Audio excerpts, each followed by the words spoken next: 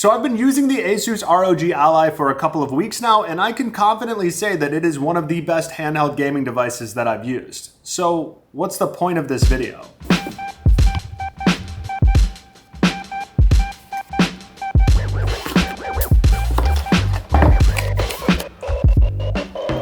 Now, I'm not gonna dive into the specs on this thing. I'm just not gonna do it. There are a ton of good channels out there that have already benchmarked this and talked about everything from the top to bottom. So that's not the point of this video. And like I said, it's a great device. So this video is not really about whether the Ally is good or not. What it is about is if it is worth the price of $699. Let's get into it.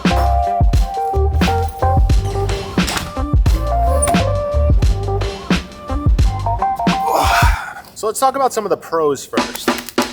So for starters, it actually performs really well. I've tested this on a wide variety of games now. I was getting like 150 to 170 FPS on Valorant. It did crash on Warzone, but it was getting around 60 FPS before then. Most games though, it was holding its own just fine, and it was able to play things at pretty much medium settings. Now the downside is the battery life. The battery life is, to be honest with you, atrocious. It drains in like 2 hours, which if you plan on taking this somewhere and not having a charger readily available, that's gonna be rough. In terms of comfort, it's easy to hold in the hands. It feels natural. I like the paddles on the back, and overall I have no bad things to say about how it actually feels to play games on because it's pretty solid. Screen refresh rate, you're looking at like 120 Hertz, which is totally fine in my opinion. It's actually a pretty nice experience.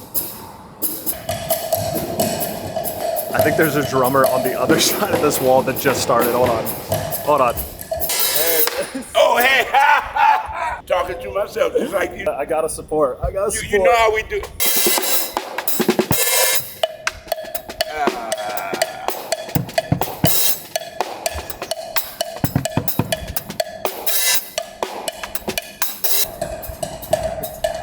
So cool. You can still kind of hear them in the background, but it's always fun meeting people like that, man. All right, so other things I like about the Ally. The speakers, really solid. Like I said, the screen is great. You get a 1080p experience at 120 Hertz, which for a handheld device, pretty solid in my opinion. One thing that's a little tough is Windows on this thing. While Windows is kind of built for tablets and a touchscreen experience at this point, I still found myself not wanting to do most of the normal Windows things that you would want to do. All right, you can actually plug in a dongle to the top here, a USB-C dongle, and then hook up all your peripherals to that, which I tested out and that works great. You can also plug in a external GPU to this thing or dock it, so you can have a pretty cool experience both at home or on the go, which is one thing that I really like about having a pocket computer like this.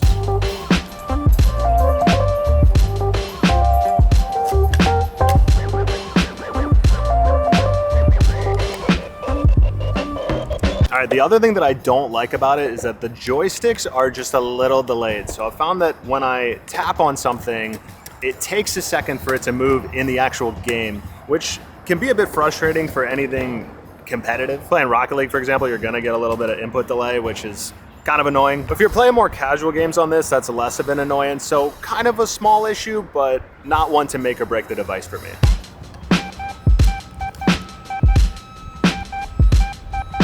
So to answer the question, is it worth the price tag of $699? It depends. If you don't care about the battery life as much and you just want a powerful handheld gaming device that you can play a bunch of games on for a shorter period of time, then yeah, this might be good for you. But if you want something that's gonna play more intensive games on, say, a 6-hour flight without charging, you're gonna have a rough time with this. That's not to say that it's a bad device. In fact, I think there's a lot of really cool potential with this, like portable gaming setups and other things like that. But I think when you're talking about a portable gaming device, it really comes down to battery for me personally.